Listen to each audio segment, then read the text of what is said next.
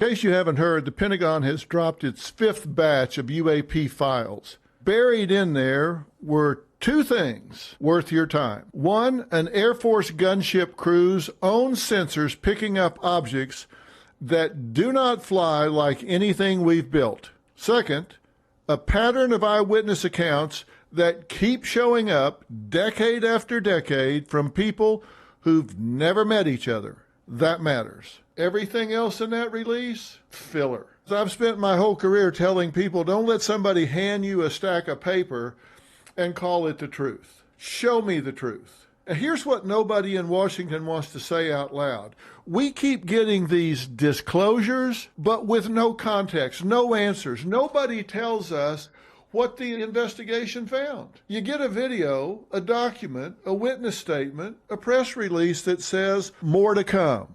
That's not transparency. That's some kind of a magic trick. Look over here while I don't tell you what's over there. And I want to be fair about this. I believe the president wants the truth out. But somewhere between him saying release it and it actually landing on a website, somebody's deciding what we get to see and what stays locked up. I don't know who that somebody is, and neither do you. They lifted the gag order on folks who might know something, meaning government employees who had signed non-disclosure agreements can now come forward under a presidential directive. But here's the catch. Those folks can only talk to the very same people who've been controlling what gets released this whole time. So here's my question, and I think it's a fair one. Is this really somebody that's holding this information back in the interest of national security?